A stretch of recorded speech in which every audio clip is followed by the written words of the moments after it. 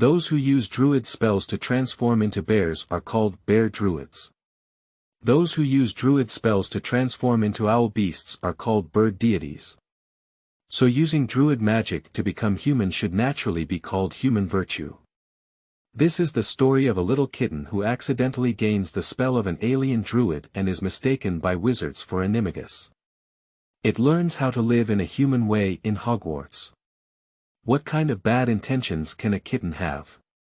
Keywords of the novel. Druid Masters at Hogwarts with no pop-ups, complete download of Druid Masters at Hogwarts TXT, latest chapter reading of Druid Masters at Hogwarts. Chapter 1. The Man Who Never Died in a Cataclysm. You are listening at novelfull.audio. Chapter 1.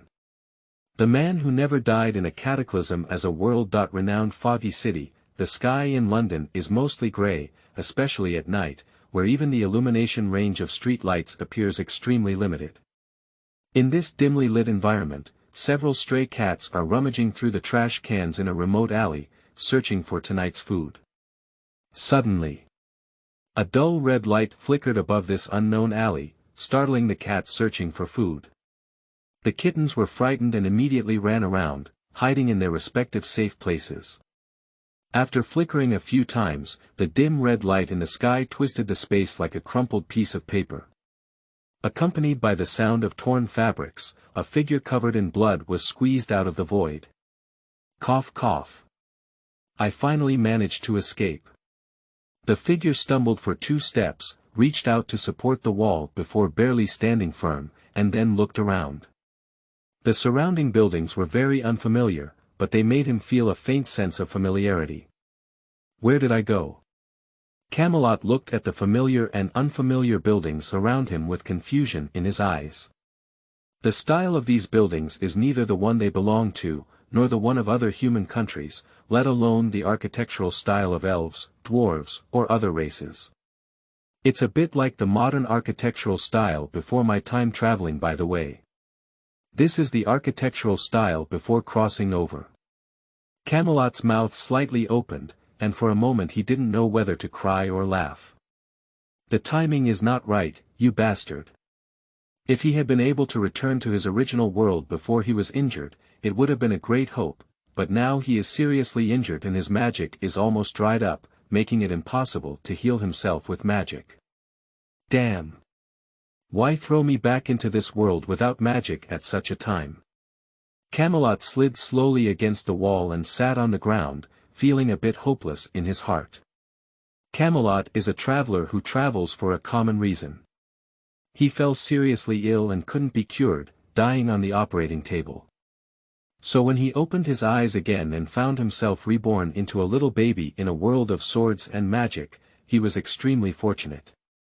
Not only can one live another life, but they can also come into contact with magic that used to only exist in fantasy.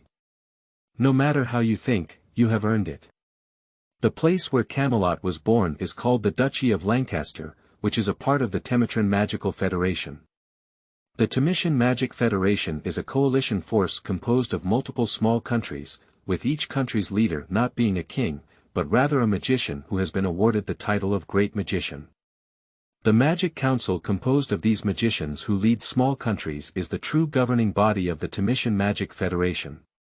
In this structured social system, children of the Temitran Magical Federation have been accustomed to receiving magical education since childhood, even if Camelot is just a commoner child born in the countryside.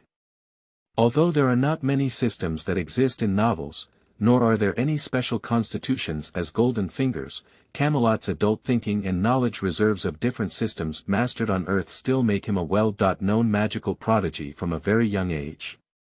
Camelot, who gained fame, was soon admitted to the National School of Witchcraft and Wizardry in the Duchy of Lancaster and became a promising wizard apprentice. And Camelot also seized the opportunity, crazily absorbing magical knowledge in school, and at a young age, he received the rating of 3-strike magician. In the Federation of Witchcraft and Wizardry in Temitran, wizards are divided into 7 levels, with the exception of the initial magical apprentice and the final mage who is no longer rated. They are divided from low to high into wizards with 1 to 5 stripes. The three-striped magician can already obtain a considerable fiefdom and a noble title in the Timitan Magic Federation. But after reaching the level of the three stripes mage, Camelot seemed to have reached a limit because he had no system and was not a descendant of any excellent bloodline. As a commoner mage, being able to achieve the three stripes was enough to make him a commoner idol. However, Camelot was not content, whether it was his inexplicable self-esteem as a traveler or his pursuit of enchanted magic. Despite obtaining noble titles and territories, Camelot still did not relax. Apart from occasionally completing tasks assigned by the Federation and obtaining research funding and materials, Camelot has been confined to his own territory to study magic. Thanks to his unremitting efforts, Camelot finally advanced to the Five Stripes and thus joined the Magic Council of the Timitan Magic Federation, although by this time, he was already over 200 years old. The power of magic can make Camelot live longer than ordinary people, even at the age of over 200, maintaining his middle-aged appearance, but his lifespan is indeed approaching its limit. Camelot, who was already a candle in the wind, was not afraid of death, but he still couldn't let go of the mysteries of magic. He wanted to go further and see the scenery after becoming a mage. However, becoming a mage is no longer something that can be achieved through hard work. What is needed is more talent, and the magical talent of commoner-born Camelot himself is not really good. Being able to become a five-stripe mage has already caught the eye of the world. It is almost impossible to become a mage. Moreover, Camelot's lifespan is already limited to a few years. During his over 200 years as a wizard, Camelot attempted to improve his talents in various ways. Although there were some effects, they were not enough to help him step into the realm of a wizard in just a few short years. Unwilling to accept it, he plunged into various libraries, rummaged through various unknown secrets, and finally found a record of a certain elf tribe treasure that had been confirmed by multiple sources to exist and be helpful to himself. The information pieced together from numerous secrets is not detailed or accurate, and some seemingly fabricated and conflicting intelligence that cannot be confirmed has been removed. All Camelot can confirm is that there is a treasure made from the crystal fragments of the world tree in the elf tribe, which has the function of greatly enhancing magical affinity.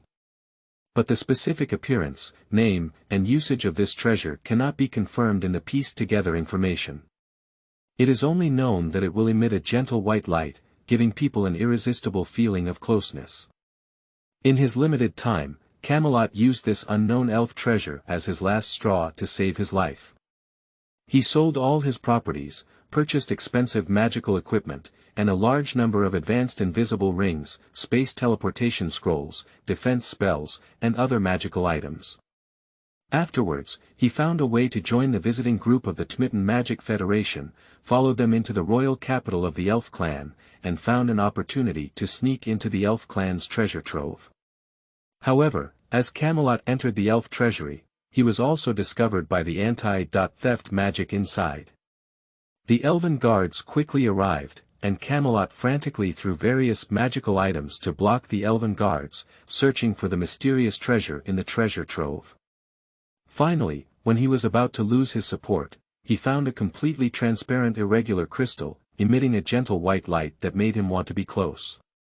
Camelot, who was already seriously injured, no longer hesitated. He grabbed the stone and forcefully activated all his spatial props in the demon-forbidden realm of the Elf clan, tearing open a hole in the elf treasure trove before diving in. However, what surprised people was that his space teleportation actually transported himself back to Earth. Meow.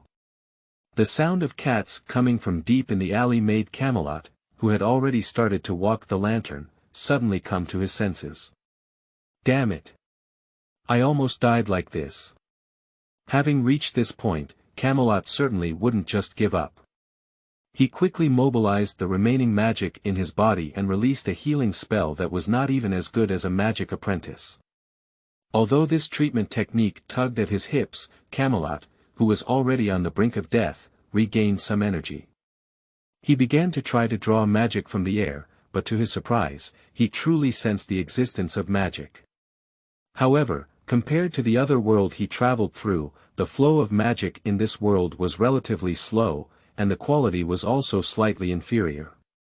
His current situation was simply unable to sustain him to draw enough magic to release healing techniques that would put him out of danger. It seems like we can only take a gamble. Camelot trembled and took out the elf treasure that had been exchanged for all his wealth and his old life from his robe, mobilizing the small amount of magic he had just absorbed and injecting it into it. With the injection of magic, a little white light rose up inside the crystal, which had already lost its radiance. Although extremely faint, it gave Camelot a warm feeling like a mother's embrace, making his gradually cold body much more comfortable due to excessive blood loss. Camelot, who had already made a desperate move, frantically absorbed the magic around him and poured it all into the crystal in his hand. As the magic slowly injected, Camelot also received feedback from the crystal itself. There is a slight discrepancy between the condition of this treasure and the content recorded in the information. It is indeed made from the crystal fragments of the world tree and has the function of greatly enhancing magical affinity. It even has a series of buff effects such as increasing lifespan, enhancing physical fitness, and enlightening wisdom. However, most of this is aimed at natural magic, and although other types of magic have improved, they are not much stronger than the methods he has used in the past. In other words, even if Camelot successfully fused this heart of nature, he would not be able to become a mage, because the highest level of natural magic has its exclusive title. The Great Druid. It's just a transfer, it's good to be able to save my life. Camelot, who had no other choice, could only comfort himself in this way. Fortunately, the spells of the Druid series were different from those of normal wizards. Although they also had a series of conventional spells, they were more based on their personal affinity for various animals and plants in nature, awakening different spells. Camelot did not have to worry about how to learn Druid spells. With the continuous injection of magic by Camelot, the white light on the heart of nature also became brighter and brighter. As the halo gradually expanded, the crystal gradually lost its substance and transformed into a white light cluster, floating on Camelot's palm. At this point, Camelot was already running out of oil and running out of light.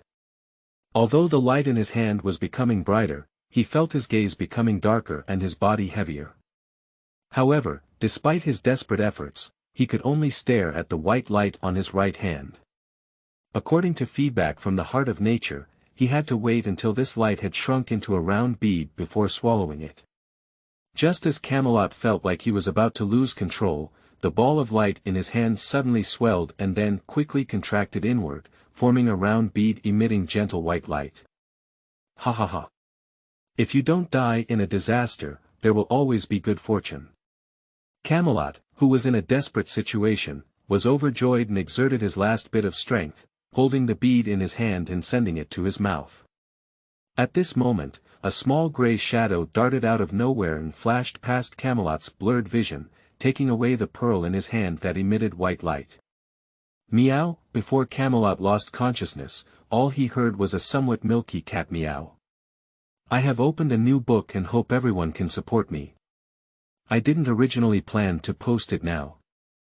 I mentioned in the group before that there was something wrong with my elder at home. I originally planned to visit him in another city by the end of the month. As a result, you also know my luck. A while ago, something happened and my plan was postponed. I am not sure when I will go out of town, and if I continue to procrastinate, I don't know when I can send the book. I might as well send it out now. However, for the sake of safety, I will temporarily keep it updated once a day until I have saved more manuscripts. End of this chapter. Chapter 2. The Quietly Disappearing Bonito. You are listening at novelfull.audio. Chapter 2. The Quietly Disappearing Bonito. This is a morning as usual. The sky in London is as foggy as ever. Mr. Evans, who lives on Christchurch Road, opened his own small shop at 7 o'clock in the morning as usual. Mr. Evans runs a small restaurant that is very common in England, selling only fish and chips. Although not a well-known old shop, Evans's small shop is also somewhat famous in the area near Christchurch Road, where office workers who don't have time to cook often come here to solve their food and clothing problems. Unlike most fish and chip shops, Evans did not use cod as the main ingredient for his fried fish, but instead creatively chose the larger bonito. And the reason why Mr. Evans chose bonito, that's certainly because bonito is cheaper. As for the taste and so on, the fried fish he sells is both cheap and in large quantities. Is taste important? Anyway, it's almost the same after the explosion.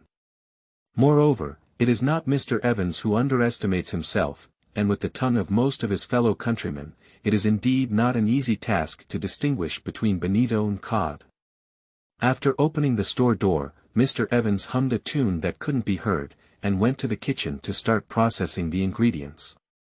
Although choosing cheaper bonito as the raw material, Mr. Evans still has his own persistence. All the fish used are fresh live fish. The bonito in the kitchen was just pulled over by him from Old Right, and they were still bouncing around. Reaching out and grabbing a bonito, Evans skillfully swung it onto the chopping board.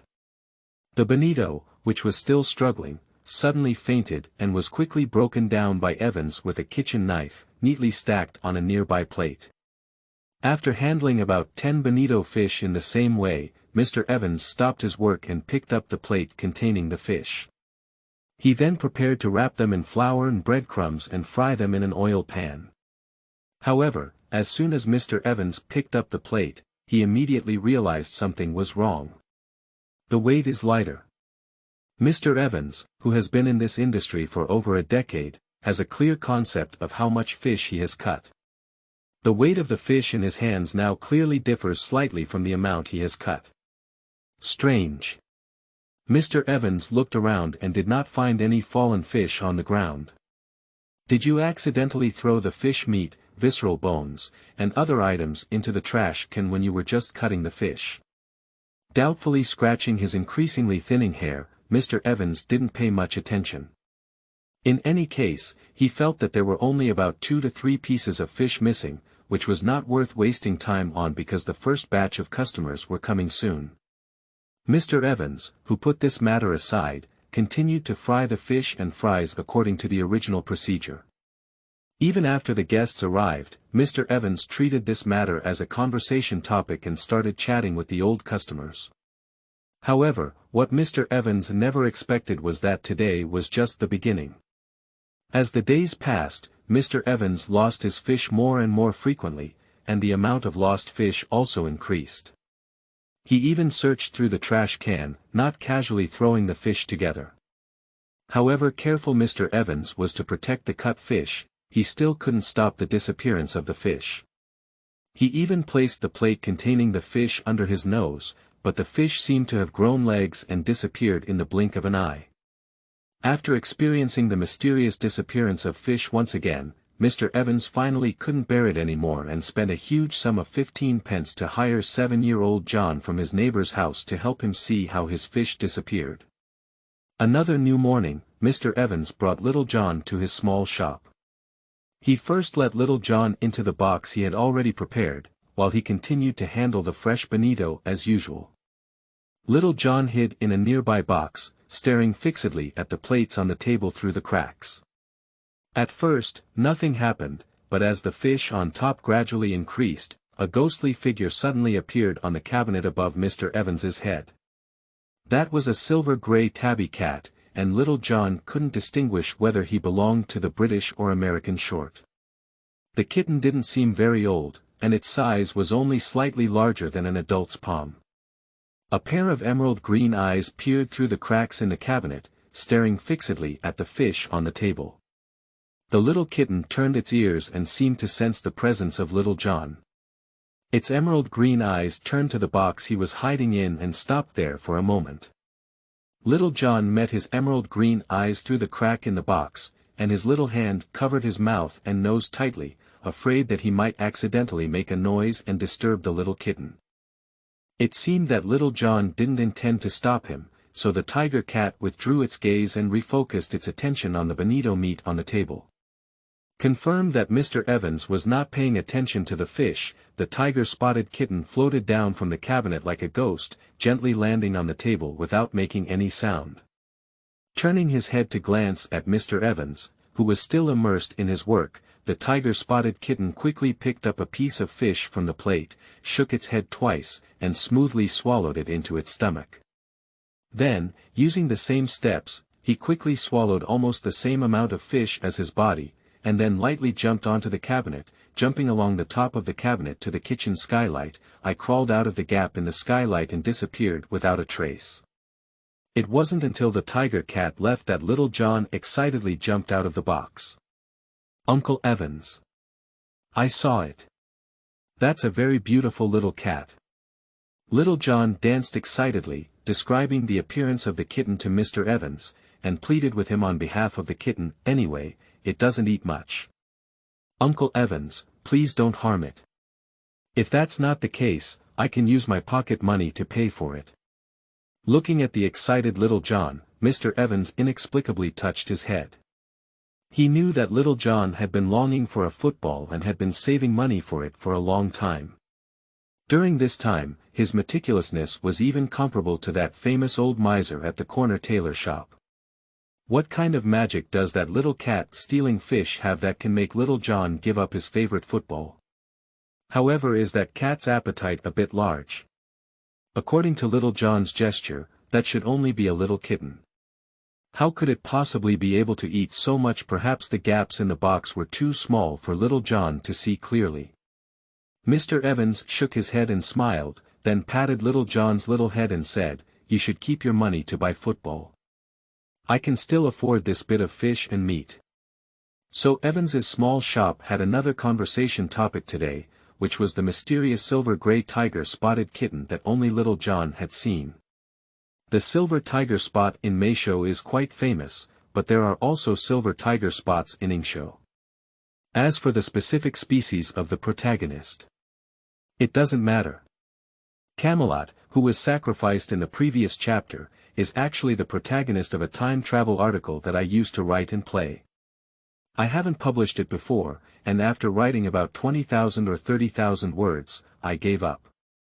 Now I don't even know where to throw my saved manuscript. At that time, system writing was not yet popular, and I couldn't remember the specific configuration. I just remembered a name, and other place names were all new ideas. The title of the book seems to have changed again. Because the editor said I wanted to bring Hogwarts, and then I changed it to Hogwarts Cat Deity. However, during the review process, the editor said the name was not good and changed it to Druid Master. Just now, after the review, it was changed to Cat Deity. I am so miserable on weekends, there should be double shifts. End of this chapter. Chapter 3. Owl Biography. You are listening at novelfull.audio. Chapter 3 Owl Biography. Today's London is a rare sunny day, with warm sunshine falling on everyone, making most people's mood happy. Animals in London seem to have crawled out of their hiding places due to this rare weather. Dogs are crazily enjoying themselves on the streets, cats are lazily basking in the sun on trees, rooftops, and other high places. Even the rarely seen owls begin to appear in groups, racing over everyone's heads. Christchurch Road, Little John ran out of his house holding his newly bought football. He planned to take advantage of this good weather and find his friends to have a good game. Ah! It's Monkstrap. As he passed by a mailbox, he saw a tiger-spotted kitten lying on top and couldn't help but stop. This tiger-spotted kitten was the fish-stealing kitten he saw at Uncle Evan's not long ago. After Uncle Evan's specially prepared fish for this kitten, he gradually stopped hiding and began to appear openly in front of everyone. I don't know why. This cat has a special charm. All people who have seen this kitten are very fond of it. Even the old miser in the tailor shop sometimes takes out small dim sum made by his daughter to feed him. The business of Evan's shop is even better because of the appearance of this cat. The only regret is that this kitten doesn't seem to be a very close relative. No matter how many people feed it, he never allows people to approach, let alone touch it. And according to the adults, the appetite of this kitten doesn't seem to fit his figure well, but it's not a big deal for Little John.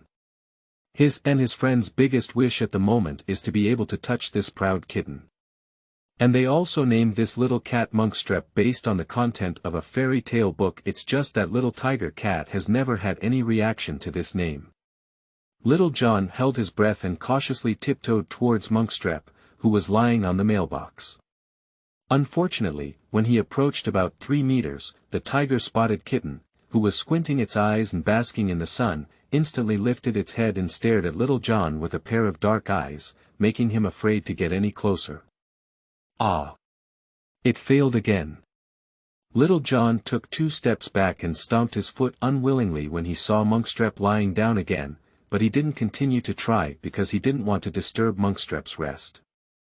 Helpless, he could only leave holding the football and run to find his friends.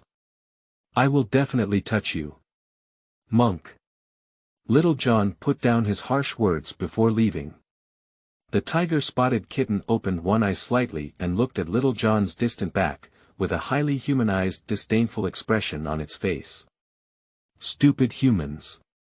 With the intelligence of the tiger-spotted kitten, he had already understood that Monkstrep was the name given to him by those human cubs, but the name was stinky and long, and he didn't even like it.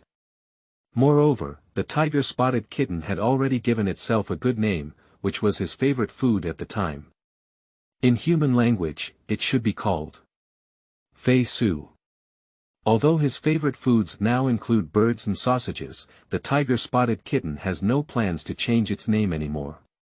Shaking his ears, Fei Su closed his eyes and continued to bask comfortably in the sun. This kind of weather is rare and cannot be wasted.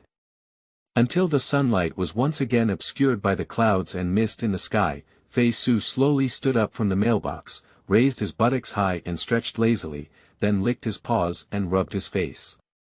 Fei Su then jumped off the mailbox, shook his hair, raised his tail high, and walked briskly towards the end of the street. Meow. When Fei Su passed by, all the cats who were still playing and licking their fur approached, and the playful dogs barked at him and quickly flicked their tails behind him. If Fei Su hadn't understood the language of the dogs, he would have thought they were provoking him. Because in the world of cats, wagging their tails quickly is a tendency to attack. As for the reason why these cats and dogs are so close to him, Fei Su has become accustomed to it. Animal affinity. Most animals will feel friendly towards you. In Fei Su's memory, this strange knowledge that occasionally emerged only appeared after he ate a shiny pearl, and since then, he has inexplicably understood a lot of things. Everything he saw in his eyes has become richer, his body has become exceptionally strong, and there are also a bunch of strange changes. For example, this person has never grown much. However, Fei Su doesn't care too much about these things. Anyway, he has some to eat and some to sleep with. The vast majority of animals won't be enemies with him, and even a few with a bad temper can't beat him. So what's there to worry about? After playing and frolicking with many peers for a while, everyone dispersed. Although everyone is friendly to Fei Su under the influence of animal affinity, cats have always been very self-centered. They greet each other and lick their fur, and they have their own things to do.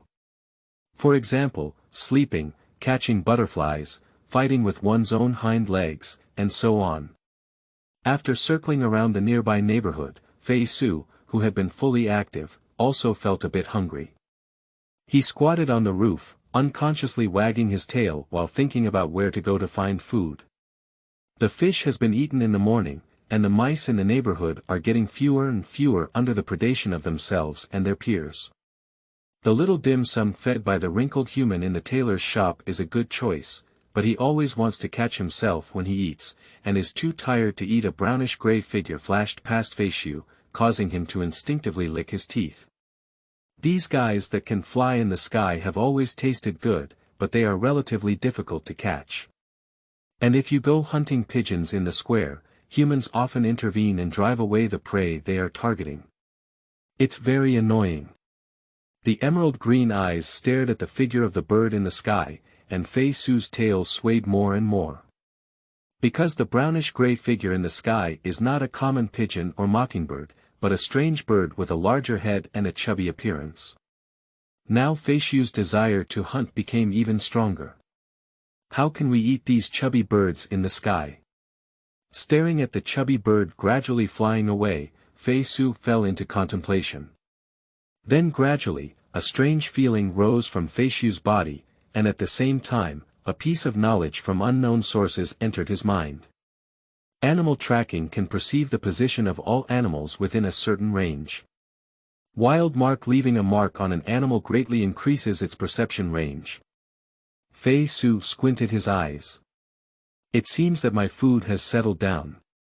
As for the issue of the protagonist's intelligence, the first chapter discusses that the mind of nature has an intellectual enhancement effect. The name Monkstrep comes from the musical Cat and is a hero cat character with black and white stripes on his fur.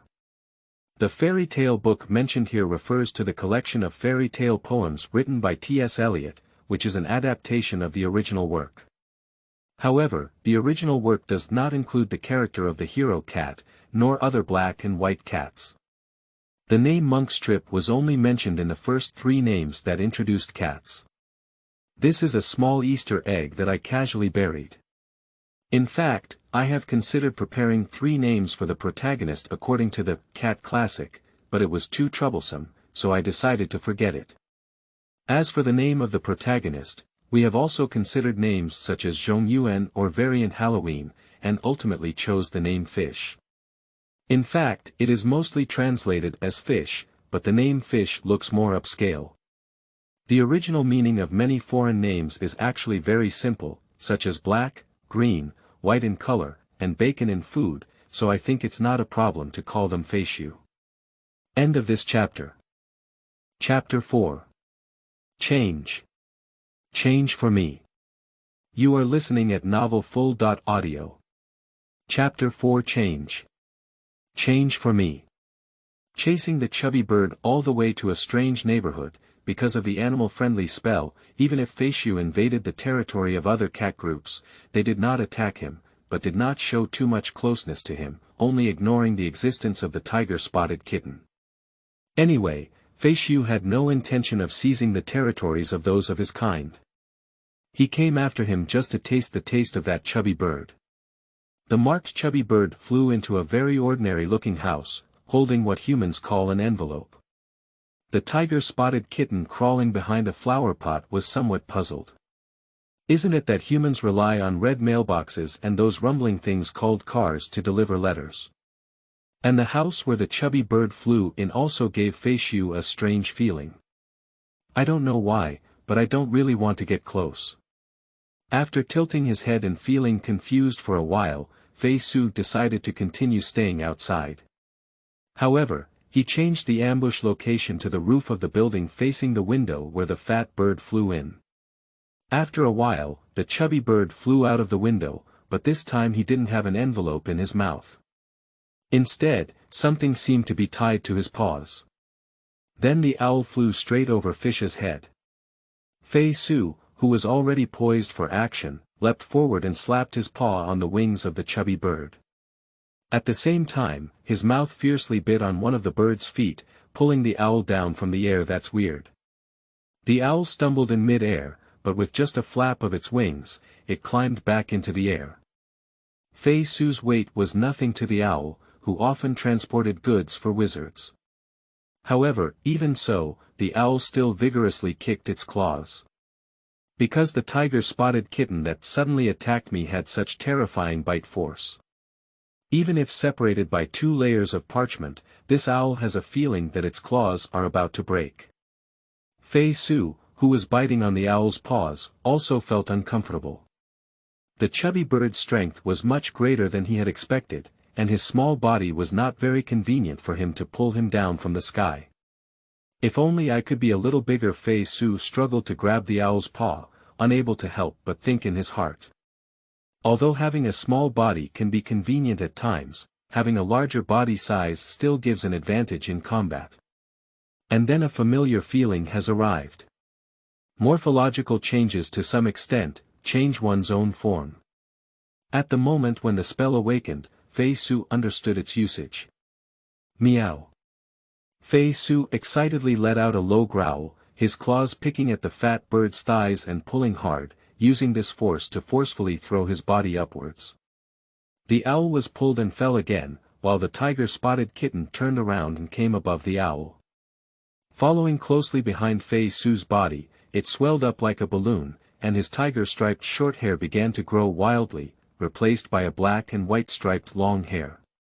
Even his face underwent a slight change, becoming somewhat majestic. This is the largest of its kind that Fisher has ever seen, a Maine cat from North America who moved to Christchurch Road with his owner. Fei Su, who had transformed into the appearance of a Maine cat, now had a body length of about half a meter, and in terms of body size alone, he was already slightly larger than the owl in front of him. Fei Su, carrying a huge gravitational potential, fiercely stepped on the back of the owl, while opening his mouth wide and biting the fat bird's neck under his feet. Gah! The owl let out a mournful scream and was carried by the suddenly enlarged cat.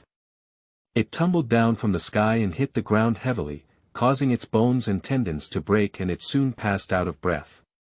Fei Su, who also fell from high altitude, rolled on the ground twice, shook his head, and nothing happened. Fei Su's body has been modified with beads and has long become exceptionally strong. Cats have always been skilled at falling from high places, not to mention that Fei Su has awakened abilities called gliding and feline agility, which cannot harm him at all. With graceful small steps, Fei Su arrived at the dead fat bird's side, picked up the body of the owl and crawled into the nearby grass. He needs to find a safe place to enjoy his prey.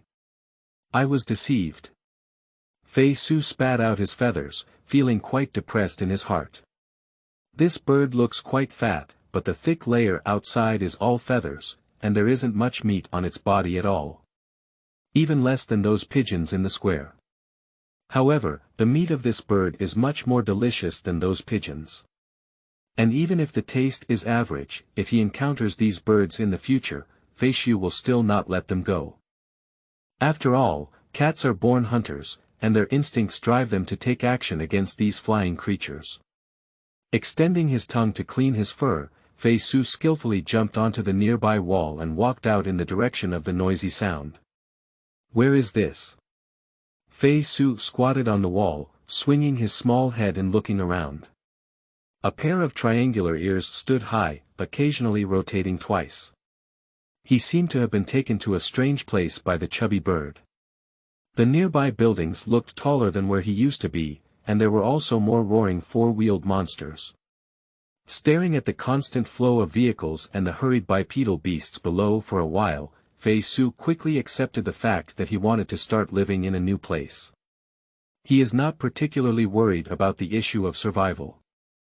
Anyway, as long as there are humans present, food is not a problem at all, and other similar animals cannot pose a threat to him. Therefore, life is the same everywhere, but it is a bit regrettable that he has set his own territory. Fei Su jumped down from the wall and began to patrol his future territory. Due to the existence of the animal affinity spell, the surrounding humans, when they saw Fei Su, were still no different from the previous group of humans, always trying to get closer to him. However, as always, Fei Su is only responsible for handling the food that humans feed him, and as for touching anything, don't even think about it. Turning around, Fei Su roughly understood the situation in this area. He was about to return to the tree he had previously admired and rest, but was caught in the sights of something in a nearby store. That is a square wooden box, and the front of the wooden box is a piece of glass with a slight curvature. This is a TV. At this moment, a science popularization documentary introducing animal ecology is playing on this TV. And today, they happen to introduce this creature, the tiger. The largest cat in the world is the Maine cat, with a body length of 1.23 meters, excluding the tail. A body length of about half a meter is considered the normal size of an adult Maine cat. Owls are famous for their chubby appearance, which is even more exaggerated than long-haired cats. They are also known for their large and long legs. Additionally, owls have an asymmetrical head, with one ear higher and one ear lower. The follow-up reading at the starting point is quite important now. Even for book enthusiasts, if you have time, please load each chapter and recharge the follow-up reading for me. End of this chapter. Chapter 5. An Owl. You are listening at novelfull.audio. Chapter 5. An Owl. The Great Crisis of Owls. Our special correspondent Rita Skeeter reported that recently, there have been frequent cases of owl disappearance in the London area, resulting in the disappearance of many wizard letters. Many of the owls responsible for delivering newspapers have also disappeared, causing incalculable losses. However, the incompetent Ministry of Magic has yet to discover any clues. As is well known, during the period when the mysterious man was not yet eradicated, he and his Death Eaters often committed the crime of intercepting owls. Does this mean that the power of the Dark Lord is reviving? In fact, there have been cases of owl disappearance not long after the defeat of the mysterious man, said a member of the Ministry of Magic who refused to be named. Someone once reminded the higher-ups, but Minister Millicent and most of them were immersed in the joy of victory and did not take it seriously. The owl is our wizard's companion and friend, but the high-ranking officials of the Ministry of Magic seem to disdain it. The situation is getting worse and worse now. When asked by a journalist whether an official from the Ministry of Magic could promptly uncover the truth, he forcibly ended the interview without a word. A news article about an owl in the Prophet's Daily has caused a stir in the wizarding world, especially in London. However, our initiator is just waking up from a hawthorn tree at this moment. After waking up, Fei Su yawned and squatted on a tree branch, licking his front paws and rubbing them against his face with his two paws. After washing his face seriously, Fei Su shook his fur and stretched lazily, jumping off the hawthorn tree. Although Fei Su had changed his eating schedule a long time ago to accommodate human daily habits, his main activity time was still at night. With light steps, Fei Su walked to a nearby tree and stood up, placing his two front paws on the trunk to start grinding his claws. In fact, with the spell of form change, he no longer needs the program of grinding claws. Doing so is just a habit. After grinding his paws as usual and adding countless new scars to this unlucky tree, Fei Su raised his tail high and began today's patrol of the territory, while also checking if he could meet a few humans and get some food from them. It has been a long time since the chubby bird called the owl left its birthplace, and during this period, Fei Su changed several territories for the same or different reasons. Anyway, for him, there was basically no danger anywhere, and changing to different territories could bring him more new things, so Fei Su had long been accustomed to this kind of life. As Fei Su took his steps, his body gradually expanded, and his posture and fur color also changed. Simply put, it turned into a cat with a body length of only about half a meter and leopard fur patterns. In the strange box called TV, he saw several huge, creatures. Unfortunately, no matter how much Fei Su tried, they could only change to a size of about half a meter, and their appearance was clearly different from real tigers and lions. However, this is not an important thing for Fei Su. He just sees this change as a game to play, and his half-meter-long physique is enough for him to use. After strolling around nearby, Fei Su felt a bit bored. Due to the recent decrease in temperature, his peers have gradually reduced their frequency of activities. Based on past experience, many white and icy things will soon fall from the sky, which humans call snow, and they seem to love this white thing. However, Fei Su and his peers didn't really like this kind of weather because at this time, some of their peers often couldn't wake up after falling asleep. Although his situation is quite unique and he doesn't have any concerns about not being able to sleep, Fei Su still doesn't like this kind of weather. Fei Su's favorite is still the days when the sun is warm, but unfortunately, such weather is not very common. Just as Fei Su was bored and started chasing his tail, he suddenly heard a gurgling sound coming from the sky. It's the call of an owl. Although owls have different calls, their cooing sounds have always been unique and highly recognizable. Fei Su lifted his head and indeed saw a familiar chubby figure gliding across the sky. Subconsciously licking his tongue, he had not tasted the taste of an owl for a while. It seems that the frequency of owls has greatly decreased recently due to excessive hunting by oneself. Without hesitation, Fei Su threw a wild mark at the owl, restoring his original appearance but still maintaining a half-meter-long physique, chasing the owl he had marked and running towards the distance. According to Fei Su's previous experience of hunting owls, these owls are generally raised by a group of strange humans wearing robes, helping them to pass letters and goods. So generally speaking, it's about flying to a certain location and then returning on a long journey. That's also why his efficiency in hunting owls has greatly improved in recent years. He just needs to find a spot to ambush on the owl's return route. And as long as you come across strange humans wearing robes and squat near where they live, you can easily hunt these owls. However, the owl marked this time was somewhat strange. It didn't seem like it was delivering a message, but rather hovered over the nearby neighborhood, occasionally making a gurgling sound. Just as Fei Su was puzzled, the owl seemed tired from flying and landed on the balcony of a house, folding its wings and starting to rest. An opportunity cannot be lost. Fei Su immediately put away his paws, and the four-meat pad silently and quickly stomped on the ground, like a ghostly ghost coming to the corner of the wall, and then walked up the wall without stopping. Spider walk, obtain the ability to walk on walls and ceilings. Quietly approaching behind the owl, Fei Su lowered his body and slowly approached him. At the same time, a pair of triangular ears stood high and erect, and a pair of eyes stared fixedly at the owl.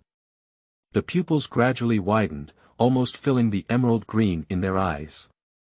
At this moment, the owl seemed to sense danger, its head twisted nearly 180 degrees, and it met the gaze of Fei Su, who was crawling forward. Or, equals phi omega phi smiley face. However, at this moment, the distance between the two was already enough for Fei Su to launch an attack. He rushed out like an arrow that had been flying away from the string, and threw himself straight onto the owl. While knocking it off the balcony, his teeth also bit firmly on the owl's neck. A cat and a bird rolled and fell off the balcony. Just as Fei Su was about to bite the prey's neck harder, he suddenly felt a repulsive force coming from the owl's body, forcing him to release his mouth and be bounced out. Following closely, the owl quickly swelled in front of Fei Su, transforming into a human wearing a gray robe with gray-white hair and beard. The bounced-off fish adjusted his body in midair and landed safely on the ground, while the owl-turned-human waved the stick in his hand and shouted, "Yugadam Leviosa." The rapidly falling human suddenly stopped in mid-air, and then he floated down to the ground like a feather, just like when Fitch used gliding. At this time, the Minister of Magic was not yet Fudge. Fudge only came to power a year before Harry went to school, and his previous minister was Millicent. There is no way for readers to accept the plot of Eating Owls. At this point, the protagonist is just a wild cat, and it is an enhanced version of the wild cat. The behavior of catching birds is instinctive. To make the wizarding world pay attention to the protagonist without causing too much commotion, after much thought, the only thing left is the flying owl. Although it's not impossible to accidentally be discovered by a wizard, I have already written everything. What should I do? I won't be able to do it anymore. Zhong Yuan hasn't had much to say lately. I've been trying all sorts of ways to sneak into my room, and then I ignore it. It's just making a fuss nearby, lying on my keyboard and refusing to leave. I'm going to touch it and it's running, or it's biting me, closing it outside and scratching the door. I have developed into an uncle. Asterisk, end of this chapter. Chapter 6 Tiger Spotted Cat. Transforming into a human. You are listening at novelfull.audio. Chapter 6 Tiger Spotted Cat. Transforming into a human, the greedy monster's dripping mouth. This is really a fierce little guy. The wizardor, who had restored his human appearance, covered his bleeding neck and gritted his teeth, sighing. Is it this cat that caused the disappearance of the London owl in large numbers, Dumbledore? I can't give you an accurate answer, or... An elderly human wearing a deep blue robe with white beard and hair walked out of the darkness. His deep blue eyes, through the crescent-shaped lenses, carefully scrutinized Fei Su not far away, while also shrugging helplessly. Although I know many different languages, cat language is not included. You know, these little ones' thoughts are always so varied, and learning their language is not an easy task. Dumbledore came to Orr's side and reached out his wand to touch his wound twice, temporarily stopping the bleeding for him. Afterwards, go back to Hogwarts and let Madame Pomfrey treat you well. Orr was invited by Dumbledore to solve the problem of the owl incident, and he naturally had to take responsibility to the end. As the greatest wizard of our time, it is impossible for Dumbledore to come and deal with this matter. He certainly does not believe that the truth of the matter, as reported by Rita Skeeter, is a conspiracy of the Death Eaters. But when Hogwarts was delivering letters to students before, an owl had already gone missing. However, as Christmas approaches, it is time to use owls in large quantities. In addition, with the people from the Ministry of Magic constantly begging for his help, Dumbledore could only seek help from his old friend Orr, who could turn into an owl, Animagus. With Dumbledore's wisdom, he quickly discovered the pattern of owl disappearance. Basically, they all disappeared after passing by the destination of the previous disappearing owl's message. The perpetrator of the attack on the owl seems to have only initiated the action because they saw them. So Dumbledore invited Orr and turned into an owl hovering in the area where the previous victim had sent a message.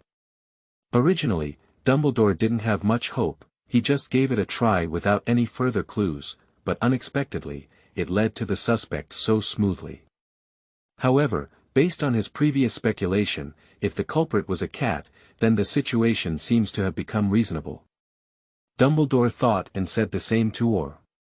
That little one must not be an ordinary cat, or touched his neck, which had already stopped bleeding but still felt a faint pain. An ordinary cat doesn't have that much strength. He probably has some kind of magical creature bloodline. Should it be a cat or a fox? I remember Scamander mentioned it in his book. Dumbledore responded casually.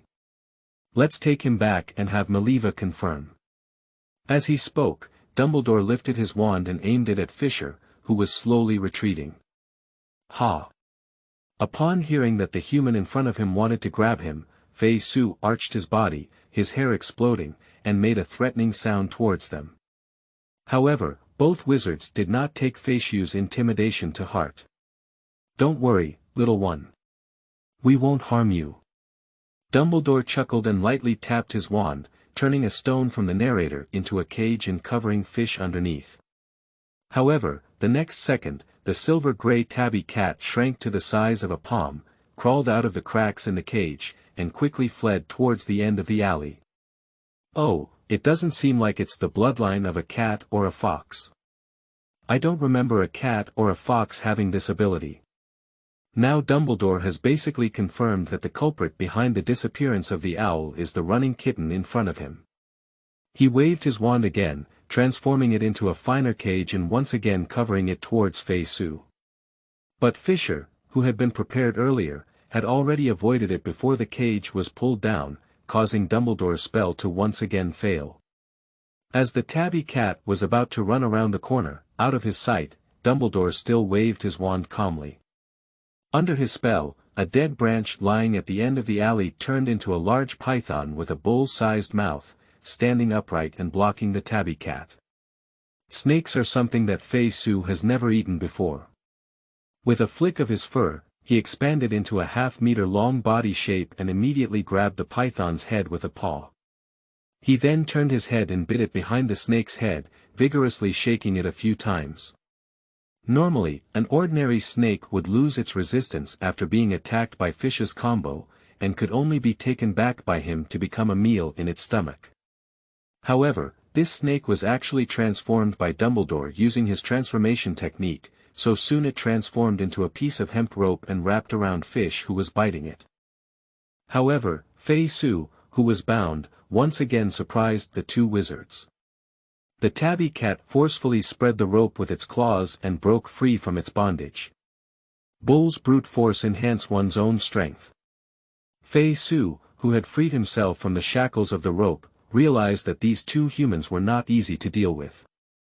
He rushed to the corner at the fastest speed, separated from their sight, and hid in the nearby bushes.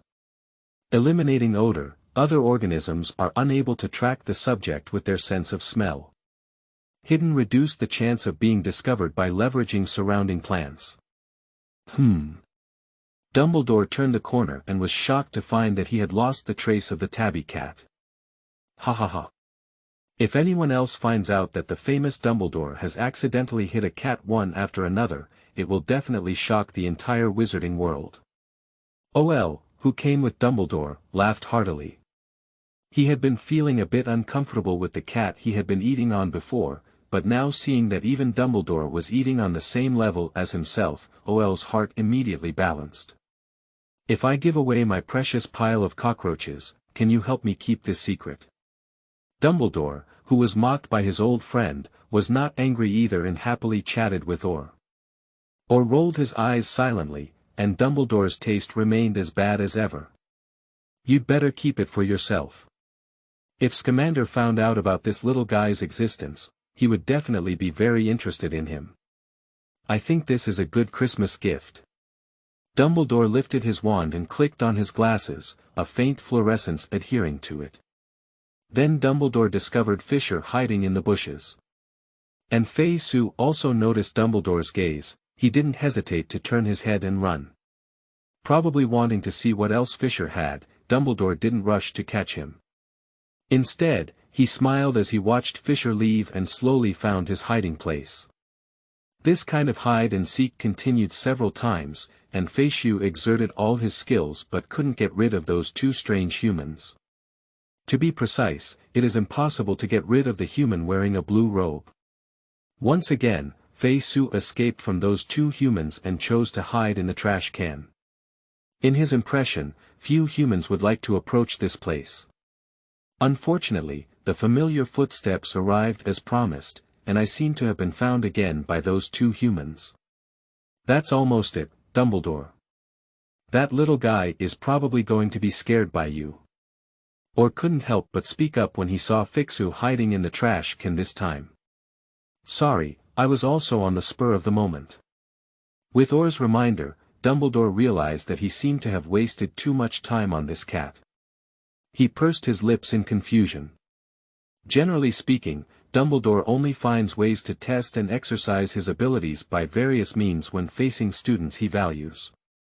This is a unique manifestation of love in Dumbledore's treatment of his younger generation.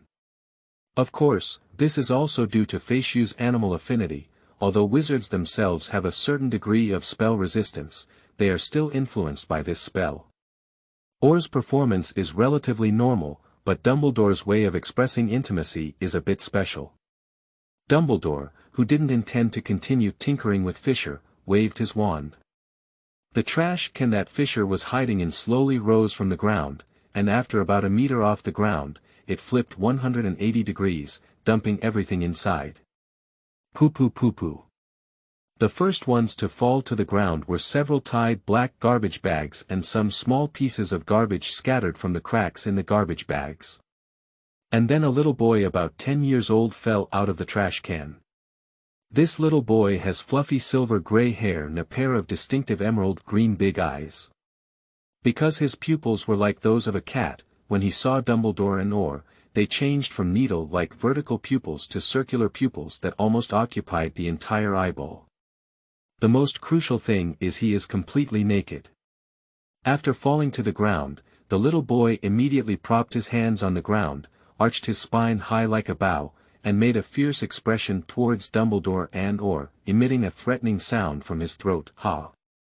Do you still plan to give him to Scamander? Or looked at Dumbledore beside him and asked. The protagonist's human form is basically based on Luo Xiaohe.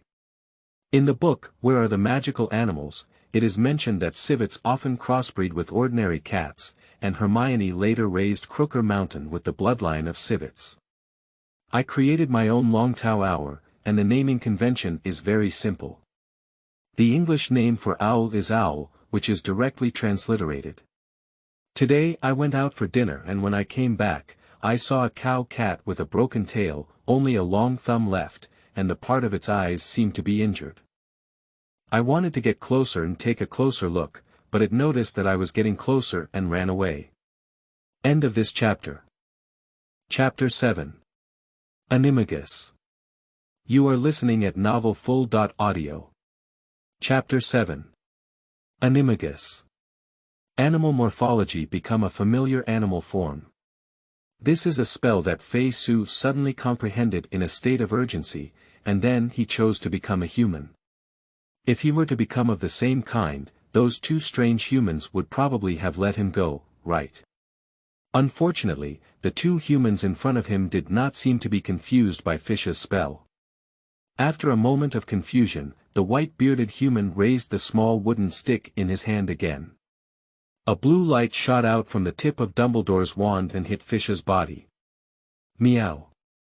The speed of the light was too fast, and Fei Su couldn't dodge. He was hit straight and scared, causing him to jump out of place. But soon he realized that the light did not seem to have caused any harm to himself. After his body emitted a dazzling flash, nothing happened. Meow. Fei Su tilted his head in confusion and then arched his body again at Dumbledore and Or. Ha! Surprisingly, it's really human. Dumbledore blinked his blue eyes in surprise. He couldn't determine what the cat's true form was, so he just used a spell that could dispel shape-shifting and Animagus.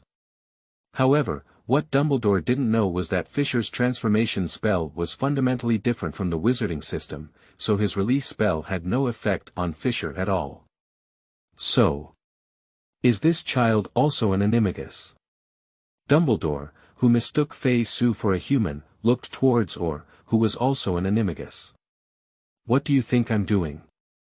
Although I'm also an Animagus, there's no such thing as induction between Animagus to distinguish between companions. Or swayed his hands. Apart from being an Animagus, he was just an ordinary wizard who couldn't help much. I don't even know if you know. Seeing that the two celebrities seemed to overlook themselves, Fei Su seized the opportunity and turned around to run. The human form is very uncomfortable when running on all fours. After running twice, Fei Su chose to straighten up and walk his legs like a bipedal. However, because he was not familiar with this way of action, he started running a bit stumbling. But soon he got used to this way of action, swinging his short legs very fast. However, before Fei Su could run far, he felt like his feet were empty and he floated up like a balloon. Meow meow. Meow meow meow meow. Fei Su waved his hands and feet recklessly, constantly shifting his body back and forth between the cat and the bipedal. Well, it would be better to bring it back and have Maliva ask. Dumbledore's cane tip emitted a red light, which landed on Fitch, who was still dancing in mid-air. Suddenly, Fei Su felt a wave of drowsiness hit him. He didn't even have a chance to yawn, and his eyelids were stuck together like glue. Or, hold on to my shoulder. Swinging his wand, Fei Su, who had already fallen asleep, flew into his arms. Dumbledore launched the phantom shift with him and Or. Accompanied by a piercing sound, the three of them instantly appeared at the entrance of Hogwarts School Hospital. Although Hogwarts has always prohibited wizards from using phantom shape-shifting, Dumbledore, as the principal, still has this privilege. Comey, Dumbledore called for a domestic elf, go help me bring Professor McGonagall here. I am happy to serve you. Respected principal. The domestic elf excitedly let out a sharp scream and bowed deeply to Dumbledore, almost touching his head to the ground before disappearing in place with a snap. All right, Or, let Mrs. Pomfrey treat your neck first. When Maliva comes over, let her ask about the child's condition carefully. Dumbledore held Fisher and pushed open the door of the school hospital. Or's injury was not serious, and he had been treated slightly by Dumbledore before, so Mrs. Pomfrey only gave Or a bottle of strange-smelling healing potion and asked him to pinch his nose and drink it. Who is this child? After watching Or take the medicine, Mrs. Pomfrey looked at the little boy who was placed on the hospital bed by Dumbledore. If nothing unexpected happens, he will be the future student of our school. Ah, Maliva, you're here. Dumbledore, what happened? Professor McGonagall hurriedly walked into the infirmary and asked. I need you to confirm the identity of this child for me. Dumbledore pointed to Fisher, who was still asleep, and briefly explained his background. I suspect that this child may be a born Animagus, and his parents must have passed away, which is why he has been associated with wild cats all along. There is actually another speculation that Dumbledore did not reveal, which is that the parents of this boy are likely Muggles. After discovering that their child had turned into a cat, they abandoned him as a monster. Dumbledore has also seen many similar things, among which the most famous is probably Tom Riddle. The innate Animagus. But isn't it only the transfigurative Animagus that is innate? I've never heard of the Animagus, who is an animal that can be transformed from birth. Professor McGonagall looked in surprise at Fisher, who was lying in bed huddled up and sleeping soundly. Who can guarantee to understand all the mysteries of magic? Even I have seen many things before, Maliva. And now, more importantly, to help this child return to a normal human life. You're right. Professor McGonagall nodded. Whether the little boy was Animagus or had become a cat for some other reason, they should guide him back to a normal life. Thinking of this, Professor McGonagall couldn't help but breathe a sigh of relief. Fortunately, Dumbledore discovered him first. If those black wizards had discovered this poor child first, he would have been really dangerous. In order to prevent Fisher from having an excessive reaction, Dumbledore and others all withdrew from the medical room, leaving only Professor McGonagall behind. Professor McGonagall waved his wand and cast a sobering spell on Fisher, then transformed into a silver tabby cat with a very similar appearance to Fisher. But around McGonagall's silver tiger spotted eyes, there were patterns in the shape of the square glasses she was wearing. Fei Su, who woke up from a deep sleep, lay on the bed with his eyes closed and stretched lazily, then jumped up from the bed after realizing it. Fei Su crawled to the bottom of the bed with the darkest light at the fastest speed, and with his large emerald green eyes, he looked around alertly, but did not find the two difficult humans. On the contrary, there was an adult tabby cat squatting on a nearby chair that looked very similar to itself. Meow. Are you also caught by humans? Seeing Fei Su of the same kind crawl out of the bed, he asked the tiger cat on the chair. After asking, Fei Su realized that the height of his line of sight was not right. It turned out that he still maintained his human form. He quickly lifted the spell and returned to his original form. Meow meow meow. No, like you, I'm an Animagus. Professor McGonagall replied in cat language and then acted in the opposite way to Fisher, transforming from a tabby cat to a human. Fei Su. Meow. Cats rarely communicate with each other using their vocalizations, but after all, this is a magical world where even snake language is spoken, and having so many cat languages is normal. Professor McGonagall's Animagus only mentions the spotted cat in the novel, without specifying the specific fur color. The silver tiger Spot is a character from the movie. I also set Fei Su as Silver Tiger Spot based on this point. I actually want to set it to look like Zhong Yuan, but Sanhua is mostly a female cat, and occasionally there are male cats who are also heavily castrated. The people at the pet hospital said so. I don't know what it's called to dispel the spell of Animagus, but in the third installment, Lupin and Sirius cast a blue light to restore the dwarf.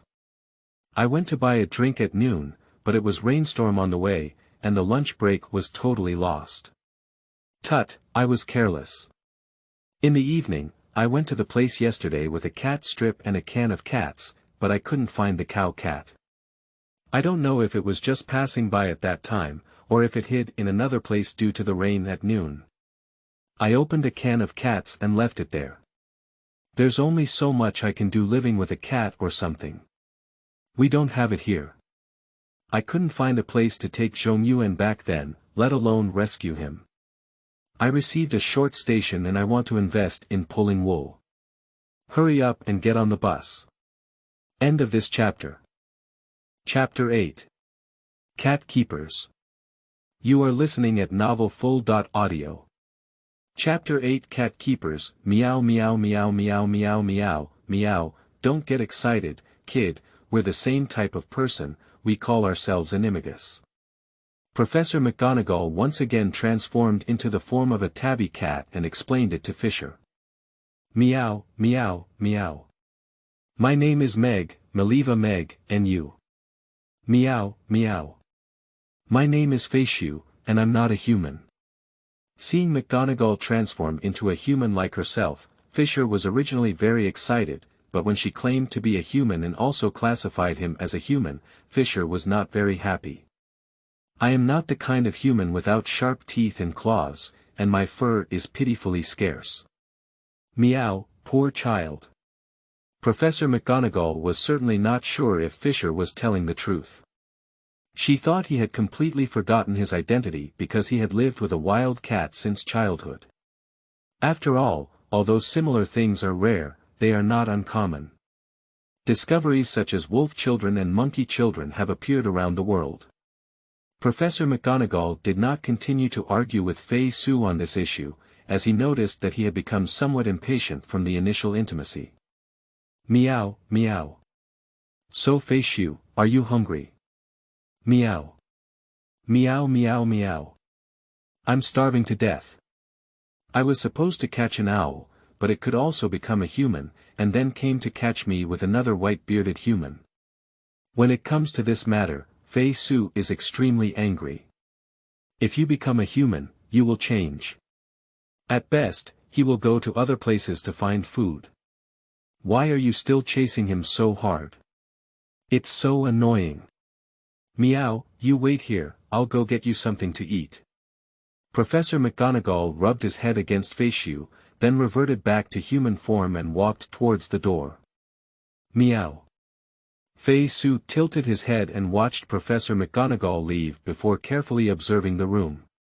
Except for stealing fish from Evans's small shop before, Fei Su rarely entered human houses.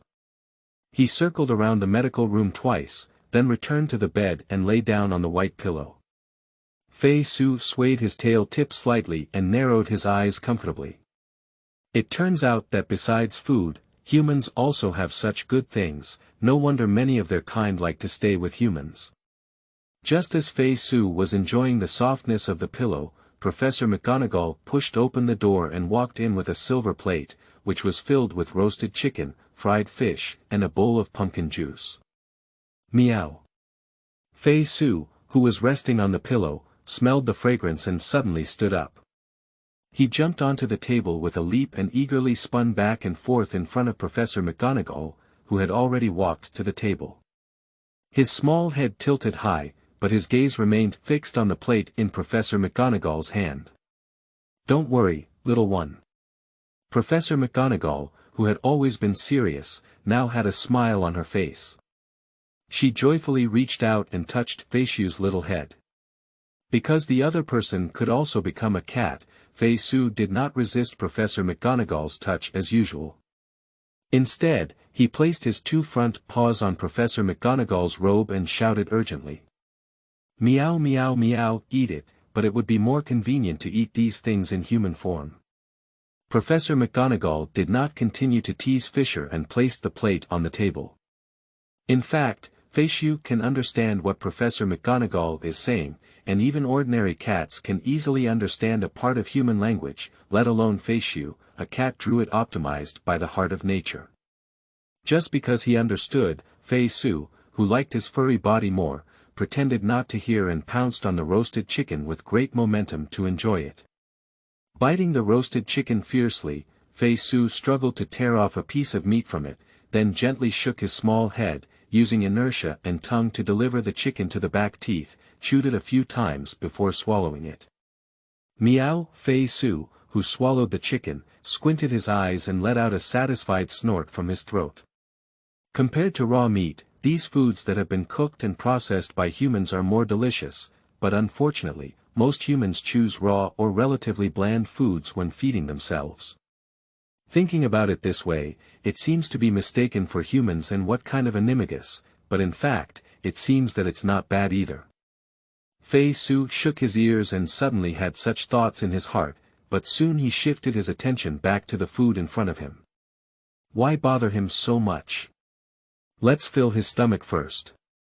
First, he extended his tongue to lick off the meat residue that had just fallen from his mouth onto the table, and then Fei Su continued to tear and bite on the roasted chicken.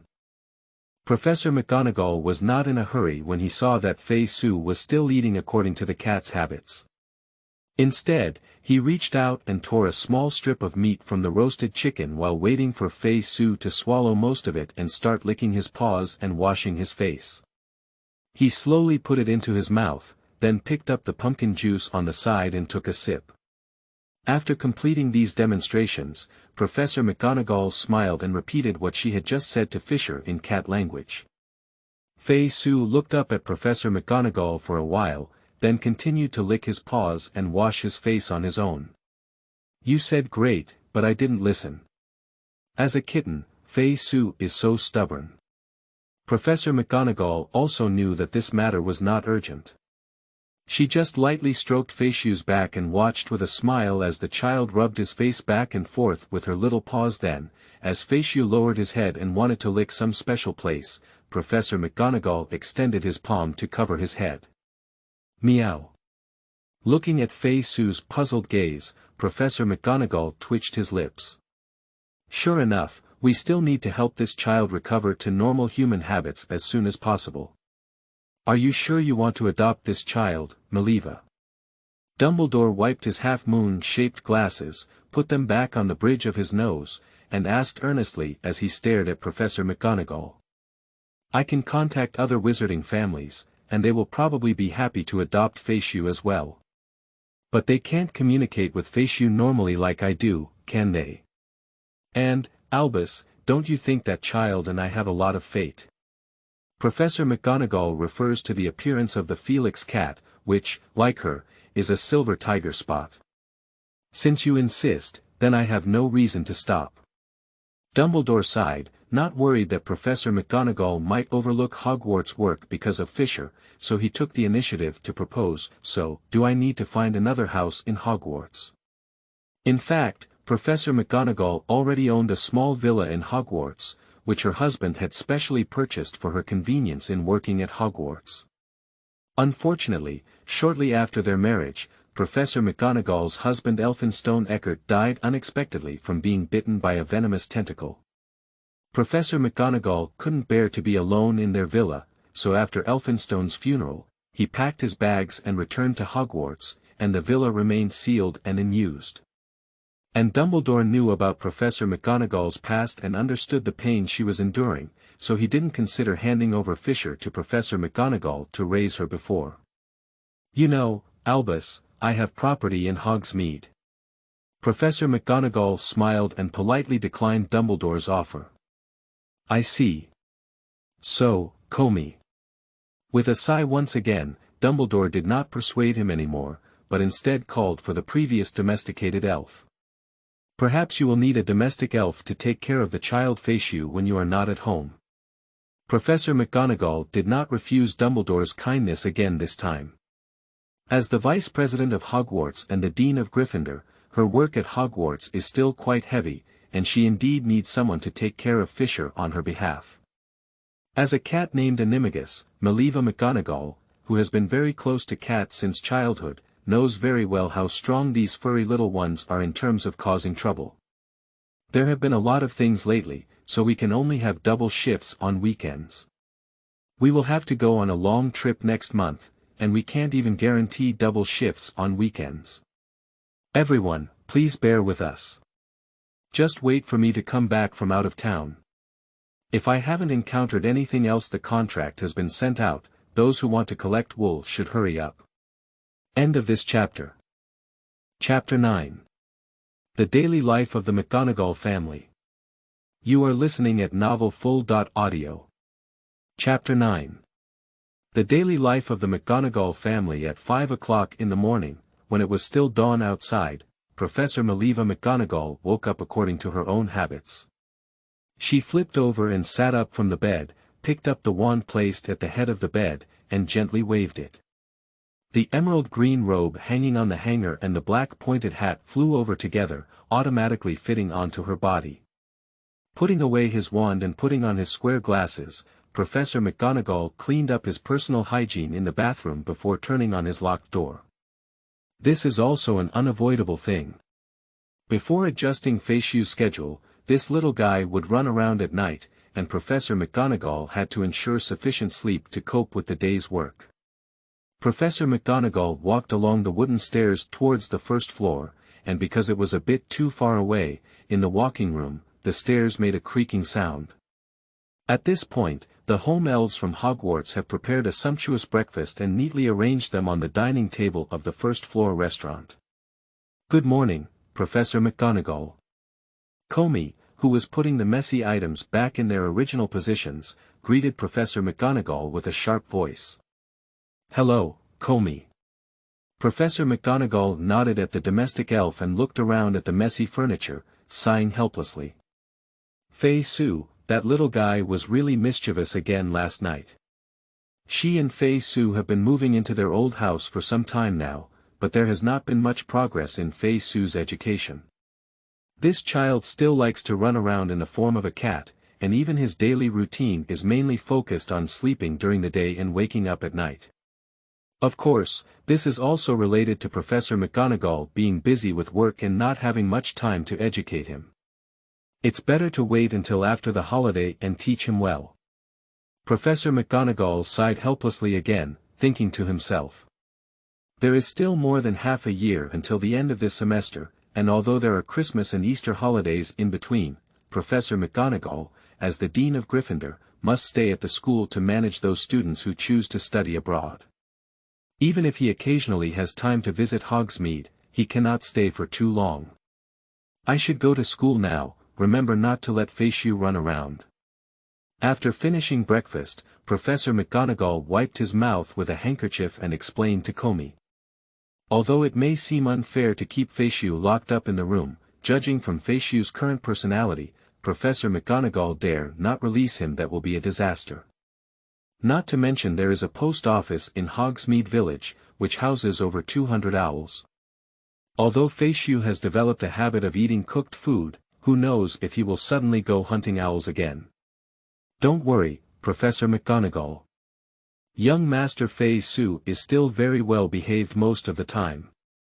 Comey, the domestic elf, sharply defended Fei Su, saying that besides being influenced by animal affinity, what he said was basically true.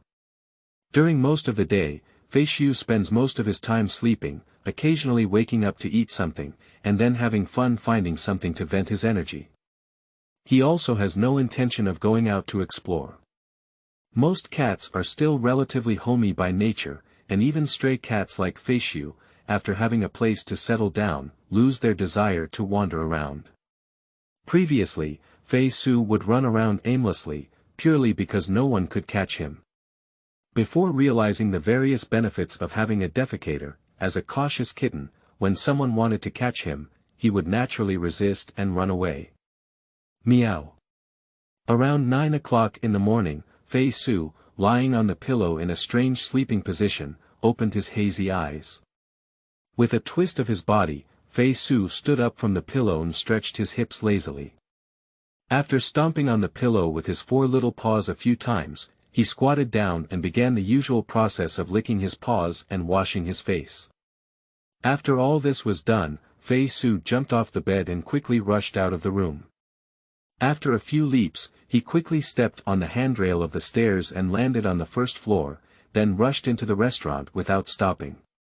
As soon as he entered the restaurant, Fei Su jumped up high and jumped towards a chair next to the dining table.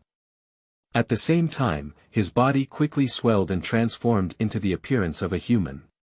Meow. Comey. Fei Su, who had transformed into a human, landed lightly on the chair, his small hands tapping against the empty dining table and shouting loudly the name of the domestic elf. And Comey quickly delivered the preserved breakfast to the dining table. Meow. Fei Su cheered happily and reached out to grab a fried fish on the table, stuffing it into his mouth with a very heroic momentum. If Professor McGonagall has made any progress during this period, it is that he has finally made fish accustomed to eating in human form. Compared to cats, it is indeed human teeth that are more suitable for chewing food. Fei Su, who is exceptionally persistent in eating, quickly accepted this way of eating. Of course, he now only becomes humanoid when eating. Also Fei Su is still in a naked state now. In fact, Professor McGonagall gave him a set of clothes, but Feishu felt uncomfortable wearing them and took them off again. After all, he has always been naked and doesn't like to put on anything outside. Komi looked at Feishu, who was naked, and hesitated for a while before silently walking to the corner of the wall to start banging his head against it. After wolfing down breakfast on the table, Feishu began to lick his oily hands. After licking them a few times and realizing that they seemed uncomfortable, he opened his squinted eyes and looked at the white and tender claws in front of him. Meow. With a disdainful pout, Feishu changed back to the appearance of a cat and continued his business of licking his paws. After licking a pair of small paws clean, Feishu jumped off the chair with satisfaction, straightened his long tail, and began his daily territorial inspection. That is to take a look around this house from top to bottom. During the inspection, Feishu found several chairs, legs, or wooden cabinets that looked good and polished their claws, adding some new scratch marks to them. Then he went to sneak attack on Komi again, but even if Komi was slapped with a paw, he just stood there foolishly without any meaning. After teasing him a few times, Feishu gave up boredly and instead went to push the bottles and jars on the table to the ground. Watching Komi frantically tidy up the mess, Feishu's interest grew even higher. Master Feishu. Don't fall. Don't fall. Professor McGonagall will be angry when he comes back. Amidst Komi's screams, Feishu, who had played enough, shook his tail and let go of the poor domestic elf. After browsing the entire room, Feishu went to the balcony and found an empty flower pot to crawl in, starting to take a nap. Although it's already winter now, you can still occasionally get some sunlight on the balcony, and the cold wind outside is nothing to Feishu. And the size of this flower pot is very in line with Feishu's wishes, making it one of his favorite sleeping places besides the pillow. Generally speaking, cats have a relatively long and fragmented sleep time, but most of their sleep time is actually in a light sleep state, which can easily lead to waking up. However, Feishu's situation is quite special. He doesn't need to sleep for as long as his regular peers, so now he is more of a habit and hobby. After squinting in the flower pot for a while, Feishu jumped out and wandered around the villa again. Let's take a look here and there, grabbing and grinding our teeth occasionally on the legs of chairs and other places. Taking advantage of Komi's lack of attention, we suddenly ran over to him and patted him, then quickly slipped away after using the above method to vent his energy. Feishu crawled back into the flower pot and continued to sleep. Repeating the above behavior over and over again, except for meowing twice when hungry and asking Komi to bring him food, Feishu's daytime was basically like this. The life of cats is so simple and boring. However, Feishu was among them. Click. At night, the door of the villa was opened from outside. Feishu, who was resting by the stove, stood up straight in an instant and ran towards Professor McGonagall, who had just returned from Hogwarts. Meow! Feishu pounced into Professor McGonagall's arms, his front paws resting on her collar, stood up straight, and extended his little tongue to lick her face. All right, little one. Professor McGonagall, who had worked hard all day, avoided Fisher's slightly scraping little tongue while giggling happily. She lifted Feishu up under his armpit and gave him a kiss on the kitten's head. Let's go and have dinner. Professor McGonagall, who felt cured, smiled and hugged Feishu as he walked towards the restaurant. And Komi promptly set up today's dinner. The next second, Professor McGonagall's good mood will disappear completely. Feishu. Why did you take off your clothes again? Go put them on quickly. Meow, Omega, don't pretend you don't understand what I'm saying. Meow, Omega, no clothes, no dinner. Meow. Equals Fi smiley face, you come back. Where do you want to run with food in your mouth? Then, a series of chasing sounds rang out in the villa, including the constant barking of cats, Professor McGonagall's roar, and the faint thumping of domestic elves banging their heads against the wall. Today's McGonagall family is as lively as ever. As soon as I got home today, I saw Zhong Yuan running around in the living room. I observed and found that it was probably catching mosquitoes. End of this chapter. Chapter 10. Meows live just to eat. You are listening at novelfull.audio. Chapter 10. Meows live just to eat. Time flies, like a golden thief passing through a gap. Fei Su spent the cold winter leisurely in Hogsmeade's small villa, and the gradually warming weather made the little cat's mood more joyful, and the cat's life became more leisurely. However, Fei Su did not know that his leisurely life was about to come to an end. Because Hogwarts is about to start summer vacation, Professor McGonagall has ample time to correct Fish's bad habits. Moreover, this year's College Cup saw Slytherin win and Quidditch lose, but Professor McGonagall was filled with anger in his heart. Fei Su. You should get up now. As usual, Fei Su, who was displaying various strange sleeping postures on the pillow, was suddenly picked up by someone. Meow. The poor little kitten opened a pair of confused big eyes and looked at Professor McGonagall, who had woken it up. The sky outside has just started to brighten. According to the time set by humans, it's probably around 6 or 7 o'clock in the morning. Fei Su's little brain is so smart, and cats have their unique way of perceiving time, so he can know the approximate time without looking at a clock. Meow. After making a long moan, Fei Su twisted a few times in Professor McGonagall's arms, adjusted to a more comfortable position, and lay in Professor McGonagall's arms, stretching his limbs and stretching his body. Then, Fei Su shrank back into a ball in Professor McGonagall's arms and buried his head in his own body. Whatever you want to do, I'll sleep with me anyway. Upon seeing Fei Su's adorable reaction, Professor McGonagall's cheeks twitched slightly, but in the end, she managed to hold on to her serious expression and carried the kitten in her arms to the bathroom. Today, I'll teach you how to wash your face and brush your teeth in a human way. Professor McGonagall raised Fei Su in front of him and said seriously to him with a stern face. Opening his mouth and yawning heavily, Fei Su turned his head, licked Professor McGonagall's back of hand, and then opened his round big eyes. Meow. Meowing is useless. Professor McGonagall, who almost broke his grades again, took 2 deep breaths in a row and shouted sternly, "Now. Immediately. Change for me." Fei Su stretched his head and licked the hair near his shoulder on his own. Seeing the kitten in his hand once again showing a way of ignoring his words, Professor McGonagall sneered and placed him in the sink before reaching into his pocket. Fei Su, who had regained his freedom, did not flee, but instead lay down in the sink. He really likes this place. It's icy and cool. It's a good place to take a nap when it's hot. However, before Fei Su could close his eyes, he was attracted by a sweet smell and sat up straight. Meow. When he saw the ZZB candy in Professor McGonagall's hand, Fei Su stood up straight and placed his 2 small claws on Professor McGonagall's robe, making a pleasing cry. So, what should you do now? Professor McGonagall shook the ZZB candy in his hand and watched as Fish's little head swayed left and right with his own hand movements, with a smile on his face indicating that he had a chance to win.